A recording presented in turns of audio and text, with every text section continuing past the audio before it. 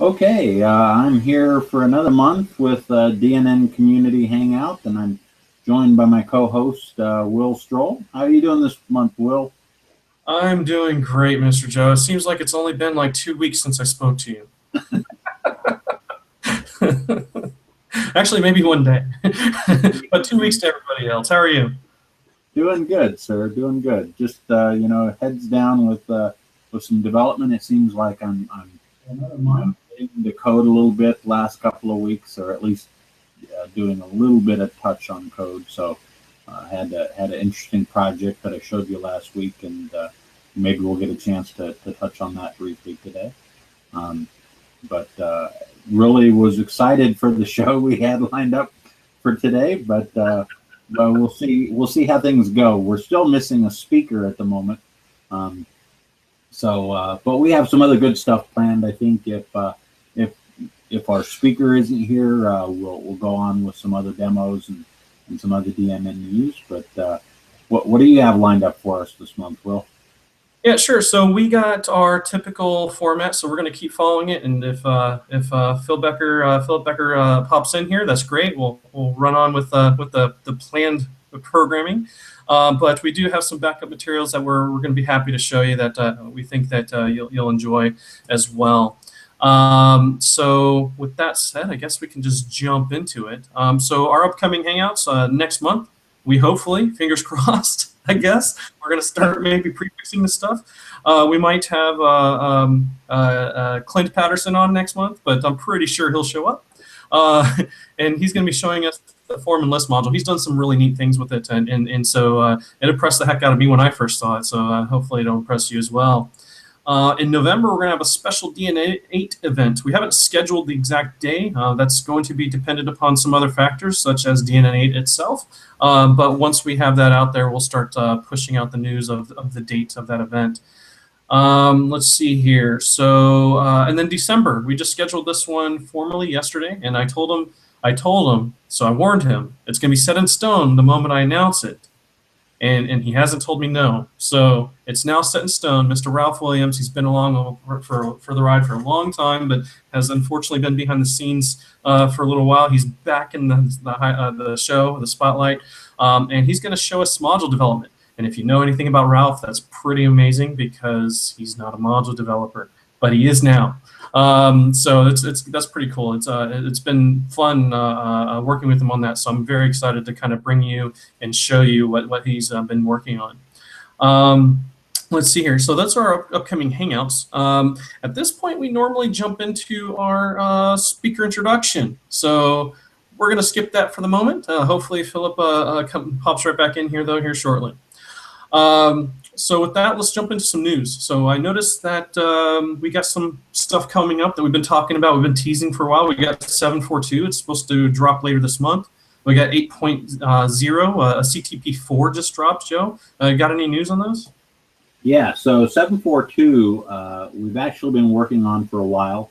It's been sort of on the back burner for a little bit. We've had some other issues going on with Evoke that we needed to deal with, so 7.4.2 has just been sort of sitting there percolating, but we've been continuing to churn away at the bug count. I think we're up to 240, 250 bugs or issues resolved for 7.4.2. So it's actually going to be a fairly large maintenance release for us. So I'm really excited about that. We also have some really good, minor features, but some good features nonetheless. Updated 51 degrees and updated content or client CRM. Client resource management. Yes. Yeah. The acronym was escaping me for a minute. So we've got those. We have to help the founders sometimes. Yeah. The other big item, and one that I blogged about a week or so ago, was on the incremental upgrades, which this is a new feature for DNN 8 that we actually, since we had the time, we backported it to 7.4.2. And it basically allows us to take and create incremental versions of a release. So I have, like the beta version that we have out there now of 7.4.2, you'll be able to upgrade directly to the release version, and that'll be a supported upgrade path. So this is something that people like Chris Hammond and Oliver Hine and a lot of other people have been asking for a while. The ability to have supported upgrades from betas and release candidates. So that's now in 7.4.2 and in 8.0. So anyway, we'll be dropping the final release of 7.4.2 later this month. And then we also have hot on its heels in November, we expect to release DNN 8. We've got another CTP we'll come out with later this month for DNN 8. We'll do a beta probably in October, and then do the release in November. So we've been trying to keep about a 1 month cadence on those CTPs and betas for DNN 8, so people could kind of keep up with us as we go along. Also gives us a good way to exercise that incremental upgrade feature and figure out how to manage check-ins and pull requests and all of that using that new feature. So lots of good stuff coming. And we'll talk about DNN 8 and some of the items in that maybe later in this broadcast. But there's definitely lots of things that I'm really excited about on DNN 8. So. Yeah, we got some other news that we're going to bring up that's related to that. So that's a good point. So we got a lot of contributions though with DNN 8, which is really cool. I mean, I'm participating. We got Scott Willite participating. We got some other people that are all throwing in their hats, to so to speak. And speaking of hats, I was going to wait to see if Philip Cotton here, but I'm a little upset. You know, I'm a member of DNN Connect. You know, I've paid my dues, and we have our comment from Mr. Peter Donker, one of the founders of DNN Connect on Twitter. He says, "Good hat on Joe." I agree. That is a beautiful hat on Joe. And as a paying member of DNN Connect, since I happen to know that Joe's not, I'm a little upset, Peter, that I don't have one of these hats. Well, as I'm sure Peter would tell you that it pays to attend the DNN Connect conference. So now you know next year that you need to be there. Well, there was no way I was going to win that argument with my daughter with her graduation and birthday on the same day as DNN Connect this year. No, it wasn't going to happen. I tried even. I told her to celebrate the next year. You could have just rescheduled. Indeed, indeed. Yeah, so let's get back to our news. So let's see here. So as far as events, we don't have an update on DNN Con yet. If you have any events of your own, though, like if you have a user group meeting coming up, if you are participating in putting together your own community event of any kind, you have your own Hangouts, for example, you know, any of those things, just let us know. We'll feel free. We'd be happy to broadcast those over the DNN Hangout. And speaking of, I have one of my own events. So tomorrow is actually going to be the first Hotcakes Hangout. So I think the alliteration is a little bit better with Hotcakes versus DNN, but that's a whole nother thing. We're going to be introducing Envisionative. They did their first kind of open source extension out there for DNN, and it happens to be one that's built for Hotcakes, which is really cool. So we're going to be doing that tomorrow. So the blogs, there's a few here that are really interesting. So, well, I shouldn't precede that one with what I'm about to say, but the first one that's on my list is, of course, the special episode we just had with understanding the DNN platform source code. So if you haven't seen that one and you do write code in any way, or you want to contribute to the platform source, or you just want to know how to navigate it, it's a great episode with a lot of show notes to help you with all those things. Then Joe was mentioning the CTP, CTP4 for DNN 8. He has a blog post out there that we'll put in the show notes that kind of describes what's been going on with that. Let's see here. It's Baby Steps by Joe Brinkman. The Joe Brinkman again. So talking a little bit, we got a blog post that's talking about baby steps. No, not literally, but basically talking about you know, the ability for you to have these incremental updates in the core. So talking about how that works. Let's see here. We have the vendor interview by Aderson Oliveira. He talked to Chris Wiley. He's the CEO of Accord. So Accord LMS, which as you may or may not know, is the LMS built on DNN. Well, one of the LMSs built on DNN. That's a very interesting interview. And then Bruce Chapman. We don't see enough blogs from him, in my opinion, but when he does blog, it's quite a good one. You can tell that he puts a lot of effort and information and time and things into his blog posts. And he has one called "What Are DNX, DNVM, DNU, and Other ASP.NET 5 Components?" And so he does a good job of walking you through all those things and what they mean as far as those are concerned. So those are some of the interesting blogs I noted out there. There's a number of extensions that got put out there. And just as my normal disclaimer, you typically tell people, and I don't think I say it enough on here, most of these I haven't touched. I just noticed they were out there, and letting you guys know. So Ninja Click Point is a very interesting name. It's an extension by Onyak Tech. So it's interesting because I dove into it as far as like what it says it can do, and it looks like a good replacement for Sitelog. So if you haven't read any of those blogs I just mentioned, Sitelog is one of those extensions that it's going to still be part of the core-ish, but it's not going to be like part of the core completely. And so this is something that could be a good complement for your site if you liked that module but didn't like maybe some of the cons that module had. Let's see here. Cross Video Gallery by DNN Module, Advanced Visitor Analyzer, and this vendor's name is Kevin. There's no company name, it's just Kevin. I thought that was great. Let's see here. UManage by Opsy. So those are our friends that put on the DNN Connect event last year. We have, Hotcakes Commerce 1.9 was supposed to come out today. It's going to come out tomorrow. Sorry, guys. And then I just mentioned Envisionative's open source contribution, so you can find that in the core. Hammerflex, Chris Hammond released another version or another release of Hammerflex, his popular open source free skin. Daniel Metler released another release for Too Sexy Content, so one of our friends that we have interviewed in the past. And then myself, I finally got around to updating some of my extensions. I got Content Injection 2.0 out there, so that was fun to put that out there. And it happened to have an update that Mr. Joe Brickman himself asked for probably about 2 or 3 years ago. You want to tell people what that is? You're muted. I don't know which particular update you're talking about. I know the update that came out, but I don't know the feature. It's been a few years, so some of us are. Yeah, so I thought you might have saw the update, but if you're like me, you probably have too much email. So that update is before. So if you're not familiar with that content injection module, what it does is it allows you to inject some HTML content either to the top of the page or the bottom of the page.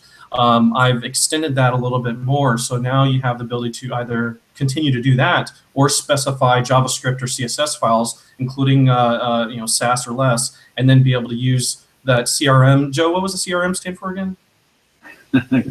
Client Resource Manager.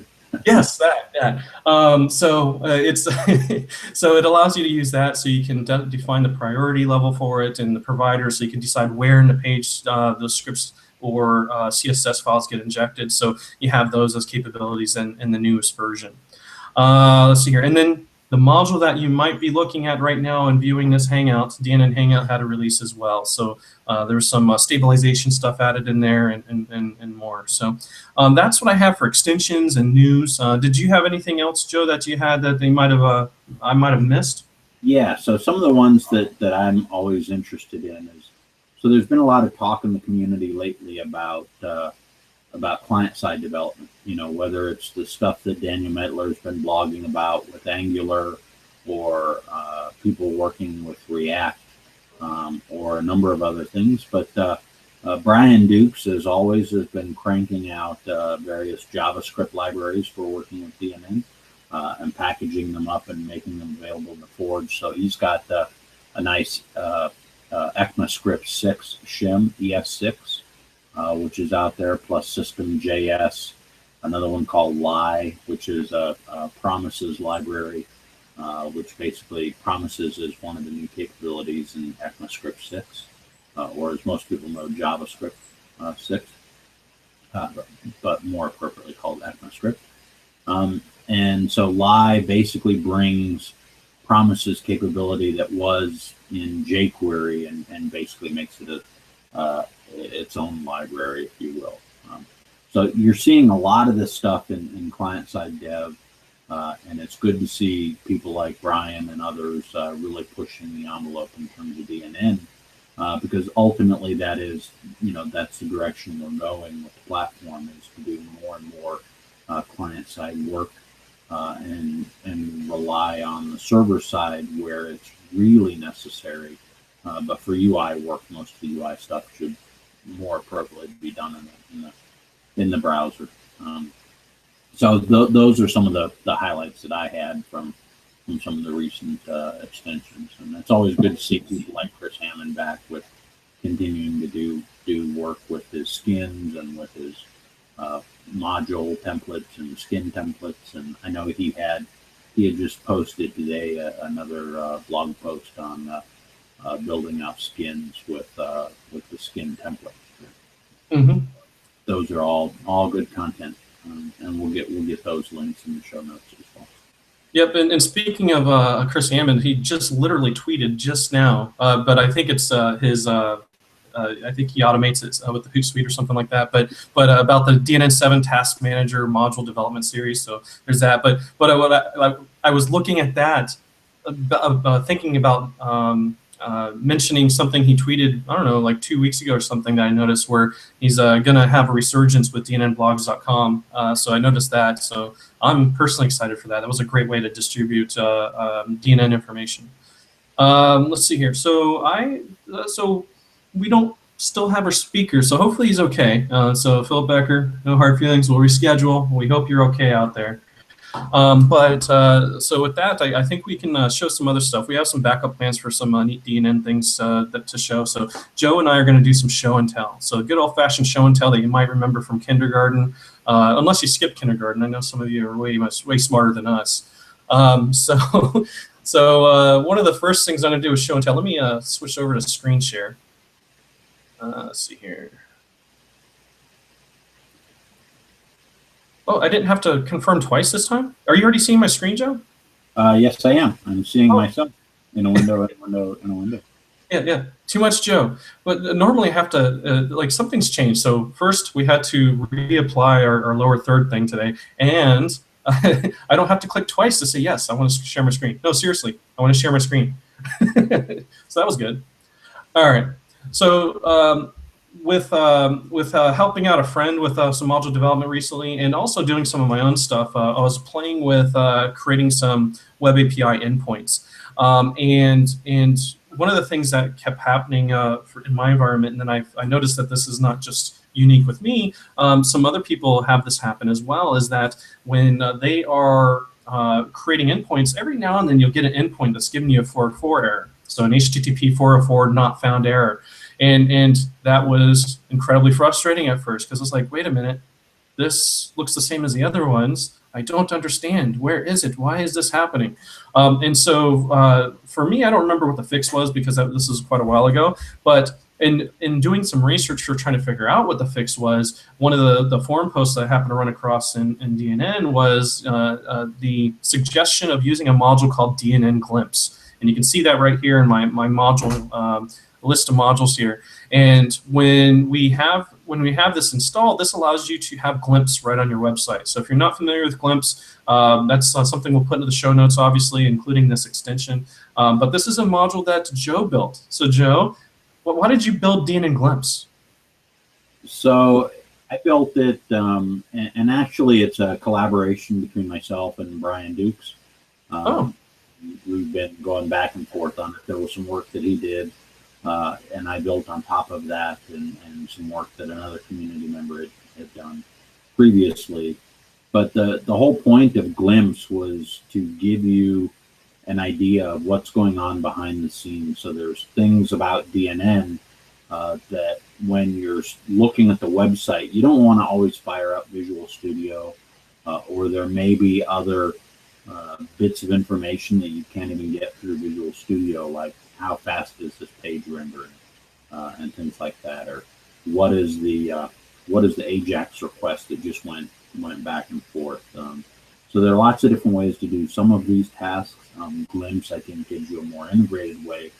And Glimpse is a tool by a couple of friends, Nick Molnar and Anthony Vanderhorn, who both are now at Microsoft. They used to be at Redgate. But Glimpse provides a lot of great information on sort of your ASP.NET application. And part of the DNN Glimpse module is to then expose, using the Glimpse plugin system, or their extensibility model, is we expose some DNN specific data in the Glimpse control panel. So all of that really, really is helpful when you're looking at trying to debug stuff in DNN. Exactly. So I'm going to show you how difficult this really is, because this is such a difficult module to use, and you're about to see that. So when you when Joe says that you get a lot of more integrated information, I mean, I don't think that could be highlighted enough, because you could, of course, use the web developer tools and inspect some of this stuff, but it's missing some on-site things that you would normally, or that you won't be able to get. So I have already installed DNN Glimpse on this site, so I'm just going to go ahead and add this to my site just like any other module. So you don't have to install that on your site. So when you install DNN Glimpse, it'll automatically create a host level menu item called Manage Glimpse for you. See how hard this is? I told you, Joe. So I could have just went over here and go to Manage Glimpse. Look at that. So you know, I'm a brand new user. I'm going to go ahead and delete this module because somebody that's been around DNN a bit longer than me has told me, hey, you did this wrong, dummy. And so I'm going to go over here and, well, actually in DNN community, we never say dummy. Well, except for at DNN events and when we have beers in hands. But when we go here, this is all we need to do. We click the on button and we update. And from here, we're going to have this nice little glimpse icon at the bottom of our page. So we can see that, and it'll continue to be docked down there at the bottom of the page. And so the way this became useful for me was, because there's a lot of information in here, and we're not going to go into everything that Glimpse is. There's a lot of materials out there on their own site and whatnot that'll give you this, but there's some DNN specific information here about a host and portal and user and tab, some logging information. The thing that I found the most useful though, so let me close this down again. Oops, I didn't mean to close it down completely. 1 second, there we go. Oops, I did it again. Bring it down. So you get a little bit of information when it's just completely docked about like things that are happening with the database queries and so on. You can see a lot of things down there. But if I click in the G, this opens up a little bit more information. And this is the part that was really, really powerful for me, not just about the DNN parts that are completely integrated, which was really, really nice, but the routes. So if you're doing some SPA module development, the routes was incredibly helpful because this allows you to see, is my routes registered and what is the path for that? And that helped me troubleshoot my own issues. And then when I was helping a friend, we found out that there was a packaging issue with their particular extension because the route was there, but there was a different namespace over here. So it was using a different DLL, and we weren't able to isolate that. That was something that we missed in the other troubleshooting, but that helped us to identify that issue and fix it right away. So this is a really neat tool to have in your toolbox, so to speak, for DNN development in general, and especially if you're going to be doing some client-side development. You have anything to add to that, Joe?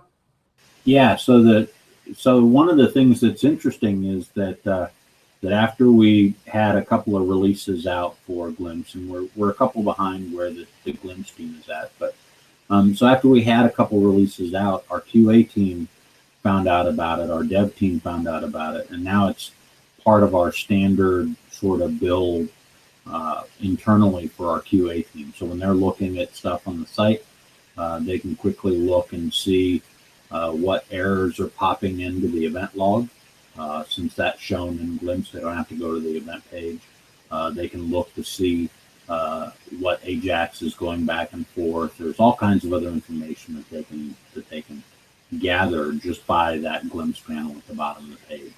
And so they use the tool in our own QA testing and in our own dev environment to help us with our dev. So I always thought that was pretty interesting. The other nice thing is that it's got a fairly extensive extensibility model. So if there are other things that you would like to know, it's real easy to build a assembly, drop it in the bin, and have another piece light up inside of Glimpse.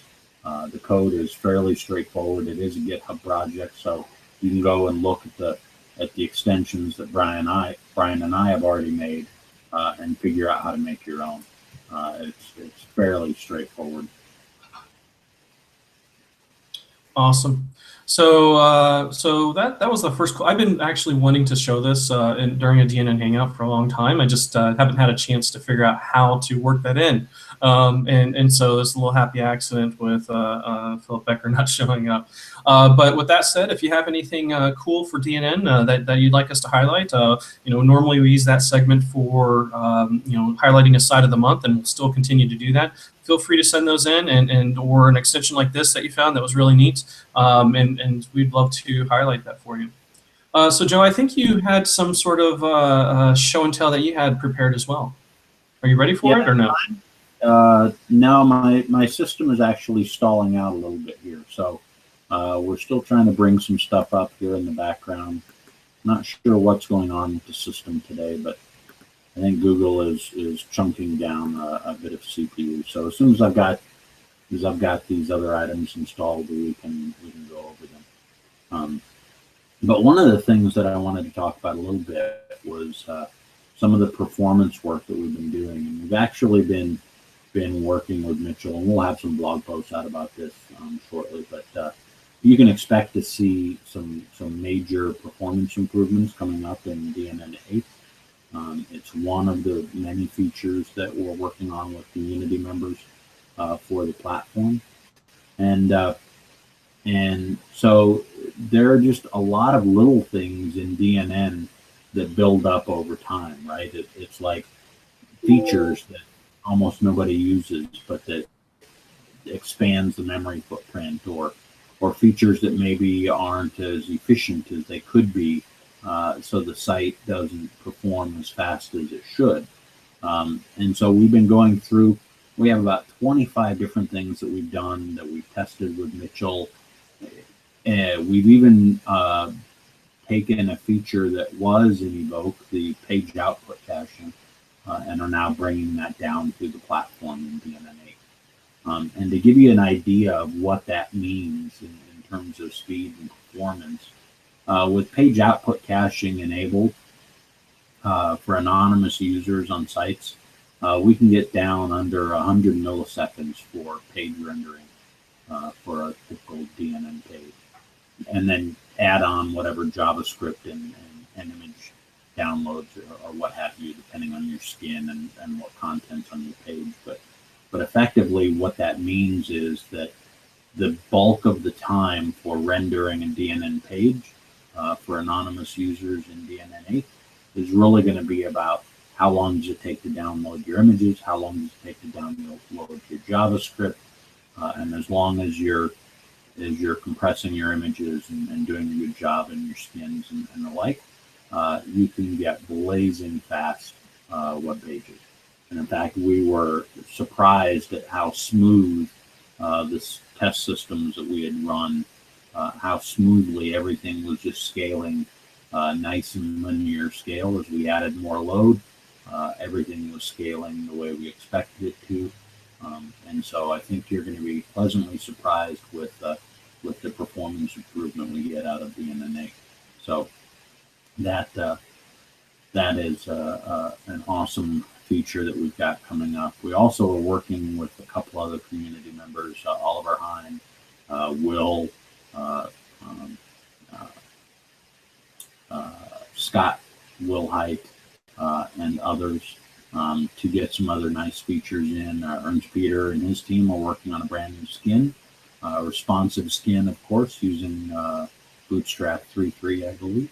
So we're going to see some new site template, all kinds of new things coming in DNN 8.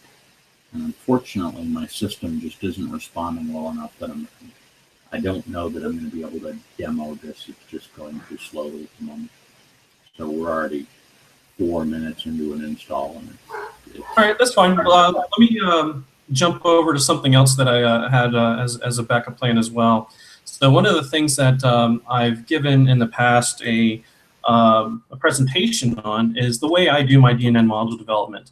And I do this whether it's for my open source stuff like you see here. So this is github.com/ my handle that most people that have been around for a while know, His Mightiness /DNN extensions. And again, we'll put that in the show notes. But the reason I put this together is because I, like most people, started building out a desktop modules directory. And I, like most people, have run into issues with that, and especially if you end up using source control tools like TFS or ones that work like it, or things like that, where you end up doing all kinds of crazy mappings, and you have to maintain those mappings over time. And when you want to switch over to, do a different, branch of your project, I mean, that becomes a whole ordeal and all those things. And so, and some of the times these modules or other extensions, they might relate to each other, so they might have cross dependencies across multiple extensions. So like a module might need some of the same code reuse that a skin does, for example. And so what I did was, I knew that people were doing things, and I don't remember when this was years ago at this point, but I knew that people were doing things with MS Build and DNN to do automated building and things like that.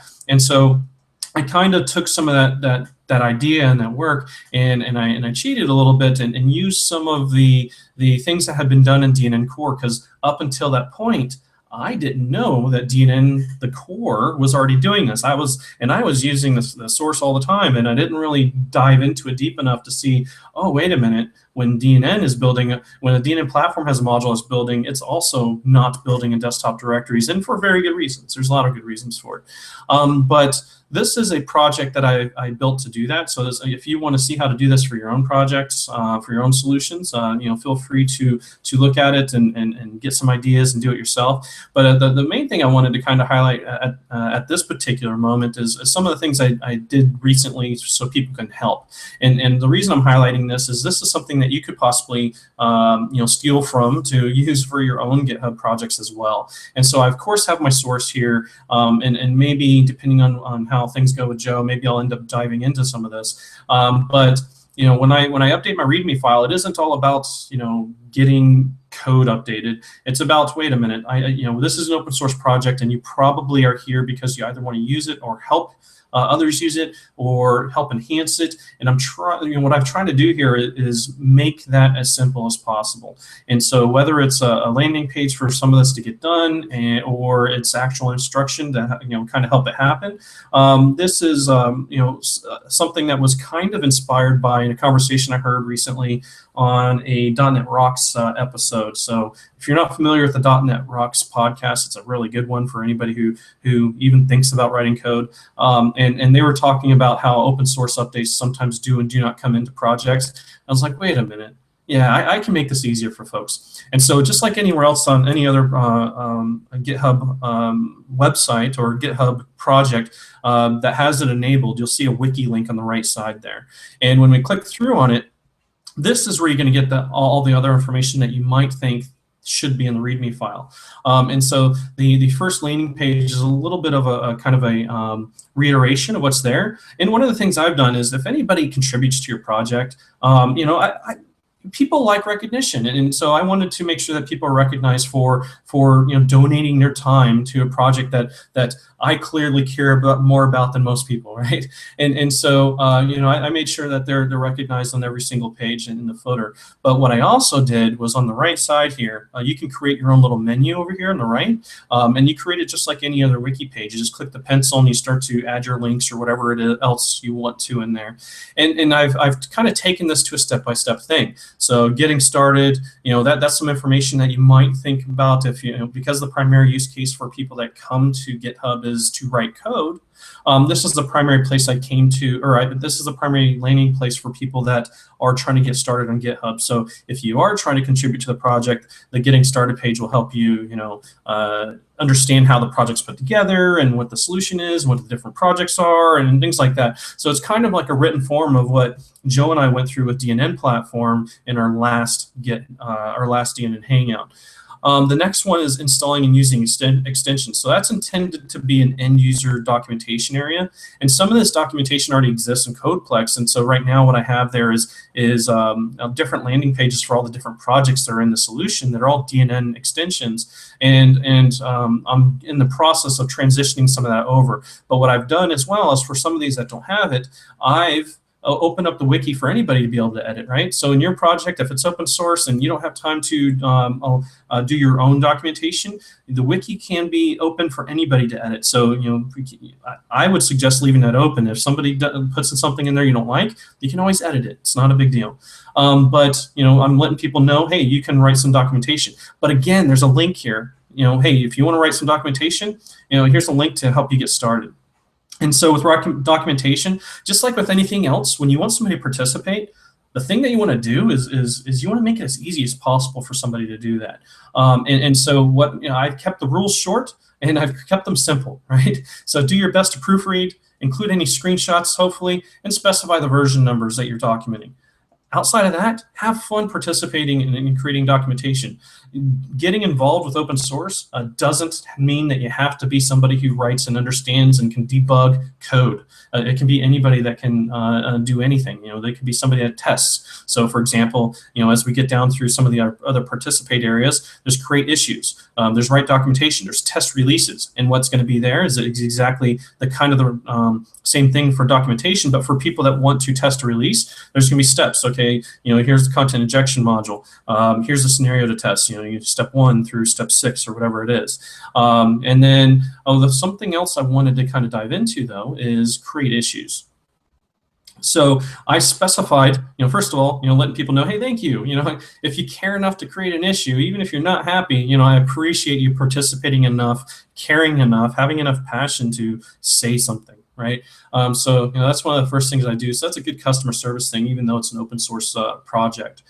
But basically, I try to keep this simple again. So if you have ideas, there's 2 ground rules. Make sure you have any additional materials that might help support the idea that you have for whatever the extension is, and then make sure you specify any use cases that you think are applicable. Because that's a lot more easier for me to kind of, if I'm going to be the one doing this, or if somebody else might be contributing this on their spare time, but you just have the idea, it'll be a lot easier for us to transfer that into code if you have any ideas. Even if you take like Jing and you use the little drawing tools in there and say with an arrow, hey, I think this thing goes here.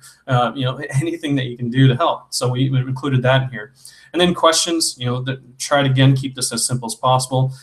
Mention the version number, and so all these things are just here to help you help us. And so even if you're not a developer, you have a little bit of information to help you understand how these things can be done in an easier format. Let's see here. So did documentation. So the writing of the code. Actually, yes, the writing of the code. So this is something that used to be in my README, but basically this has a little bit of information about how to set up your project. So if you've never used GitHub before, you might not know that you need to allow certain extension types in your git ignore. It's talking about the DNN install and where these things go and how to look at your site. And then any other extensions I might have. So that's important. If you're developing in your open source project and you're using specific extensions and you don't tell people, sometimes that might have unintended impacts. Like for example, Web Essentials sometimes will update your CSS for you to have certain line spacing or something like that, and you don't even realize it, and then somebody else comes in and changes things and it doesn't look like it should be checked in, just weird stuff like that. And then it talks about pull requests. So the pull request is the most important one, and this is really where all these changes came from. So I mentioned the .NET Rocks kind of inspiring these updates. So when basically what they were talking about is somebody just contributing code and not including any of the why for it, or even talking to anybody like, hey, here's this massive update, you're welcome, and then everybody's like, where did this come from? I don't even know you. Like, how does this fit in with the roadmap? How doesn't it? And what does it impact? What does it not impact? And what views are going to be updated? And all these things. So basically cascades a whole bunch of worry. So basically there's 3 ground rules. So don't submit the pull requests for more than one fix. Keep them small focus, and that's just a general kind of GitHub or Git or any source control for that matter. That's kind of just a best practice in general. And then there's, of course, review the code yourself. Hopefully you've taken a look at it. And then please review the diff in GitHub. And actually, there's another thing that I wanted to show before that one. So I need to update that, actually. 1 second. Create a pull request. So that's what I was thinking about. So there's writing of the code, but there's create a pull request. So what I was actually getting at in the last statement was, before you write your code, please don't just write your code. We should create an issue, and in the issue, you and me and anybody else that's interested in the update should talk about it and see, like, hey, this is a great idea, and I think I could use it this way. Oh, I was thinking this way. Okay, we can both do this and implement it this other way, and you both can be happy. That kind of thing. And then we do the work, and then we create the pull request. So this is really what I kind of wanted to show people is if none of us, or very few of us, think that we have time to create documentation, but in the very least, let people know how they can help. And that's what this is really about. And so hopefully, if you're watching this this Hangout, this is something that I hope that you implement in your own area, because at the end of the day, if you don't make it easy for people to help you, they won't. That's really what it comes down to. So I would actually add on to that, Will, and this ties in really nice with another project that I was working on and talking with you about last week for DNN 8. So let me share out my screen here. Awesome. Now people can see my face. What's up? Share that out. Okay. So this is a project called DNN Icons. It's in the DNN community repository. If you go up to DNN community, you'll actually see this is sort of where we're moving what used to be the core modules, but we're also moving things like site log will live here, navigation providers, vendors, and some other stuff is going up here. But this new project, DNN Icons. So right now, in looking at DNN, we have almost 1,000 images and icons that are in the platform in just the images and icons folders. Different sizes, different formats, PNGs, GIFs, JPEGs, and it becomes a little bit cumbersome for someone to figure out, okay, what icon do I use for this particular purpose, right? And then we started using, in some of the new work we were doing, we started using Font Awesome, which is a great web font-based iconography library. But the challenge is we don't know what module developers are using. We don't know what conflicts we might create with module developers or even skin designers. And we have some custom icons that Font Awesome doesn't really have. And so we really wanted our own set of fonts, or our own font with our own set of icons, right? Some of them may come from Font Awesome, some of them may come from somewhere else, some of them may be our own creations. So I set up this repository, and this is just basically uses a grunt task. You can see my grunt file here and some other stuff, and we won't go into all the gory details, but I have this library here that's got this great capability, and this is going to be included, or the fonts will be included in DNN 8.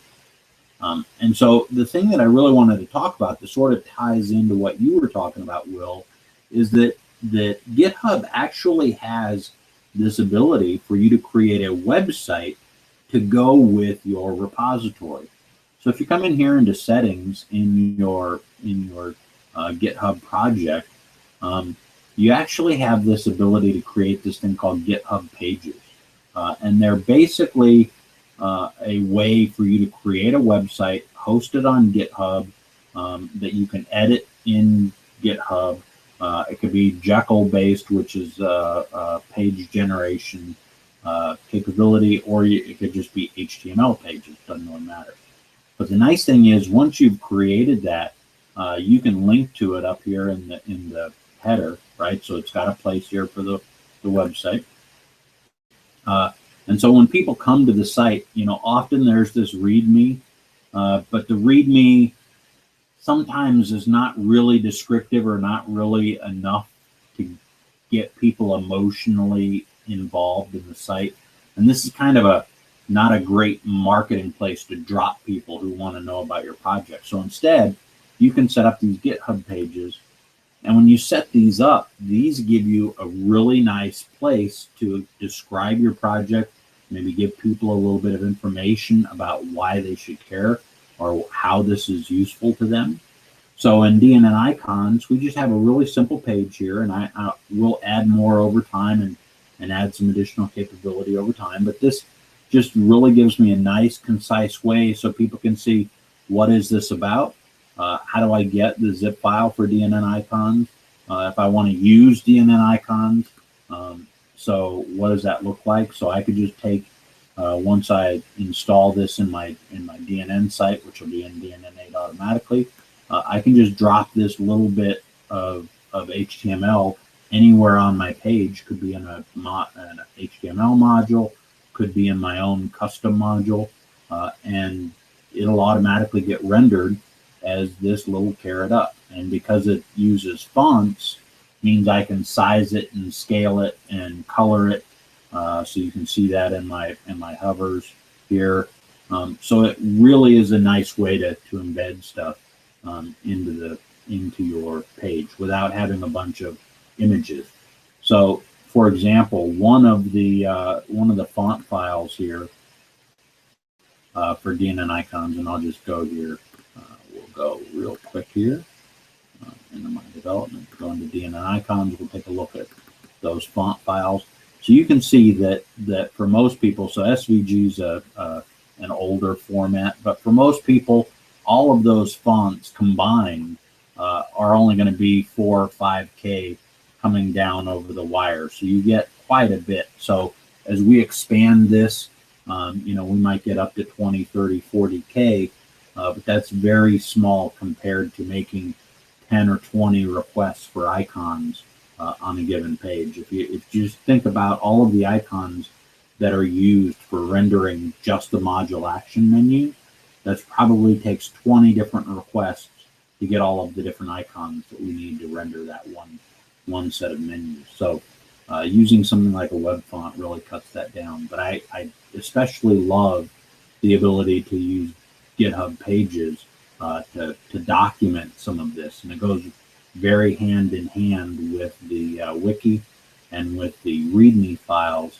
to give you a more complete experience, depending on whether it's just users coming in to use your project or whether it's developers coming in who want to contribute and do some other stuff with it. So it's important that you get the appropriate piece of collateral for the appropriate stakeholders and audience members that are going to be coming to the site. Because quite honestly, as a user, as someone who just wants to use the library, this might be a little bit overwhelming view for me when I first come in. Even the wiki can be a little bit overwhelming with how much information is there. So I urge you to take a look at the GitHub pages and see if they're appropriate. If you've got a project in the Forge, take a look at this. There are a lot of capabilities on GitHub, and we're just beginning to scratch the surface with some of these. So that was my little bit of additional bits that I wanted to share on what we're doing on GitHub. That was really cool. I like saw GitHub pages like mentioned at some point somewhere, but I didn't actually go look at it. That's really, really neat. And that's definitely something I'm going to plan to take advantage of, especially for the end user documentation side. That's a great idea. Yeah, the nice thing is they have a really nice wizard that'll walk you through creating your initial set of pages.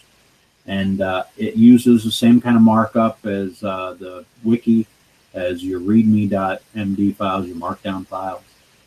So it's real easy to get going. They've got a number of different standard themes that you can use.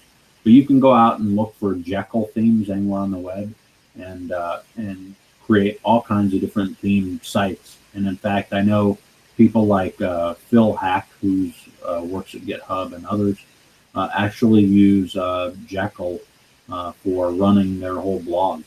And so they have their entire blog posted up on GitHub.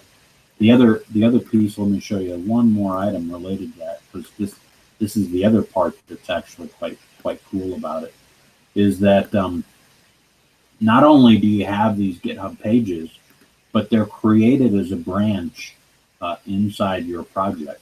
So it's a branch called GH Pages, and so you can come here, so you can manage this just like you do your source code. Here I've just got an index page. I've got my fonts and my CSS that I need for rendering my fonts. So all of that stuff is available right here in GitHub, just in a different branch. So when I'm ready to work on it, I check it out, make my changes, check it back in, and automatically that website gets updated based on those check-ins. That is really neat. I like it. I'm a fan. Well, we're nearing the end of our time block here, so we apologize for having to pull an audible here, but we'll try to get Philip rescheduled maybe before the end of the month or something. But we'll go ahead and announce that as soon as we can. So, any other final news or announcements before we start to do our close off, Joe? And we still need to re-announce our upcoming shows as well. Yeah, no, I think we've covered quite a bit of ground here today. And there is one other thing. One thing that we've been doing the last a couple of times here over the summer, I think we want to continue it, is some special issue hangouts. So if people have ideas for things they would really like us to cover, if you've got a special topic, whether it's more information about how to use GitHub to help your project, whether it's more information about developing modules or skins or what have you, send Will Stroll or myself a quick email or hit us up on Twitter and give us some topic suggestions. We're more than happy to do a couple of hangouts a month and cover a lot more ground that way. Yep, absolutely. Yeah, that's a good one, Joe. I forgot about that. I need to put that in my notes.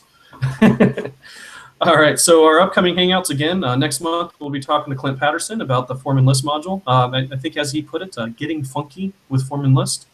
And then DNN 8, so that's probably going to be towards the end of the month of November, I'm guessing.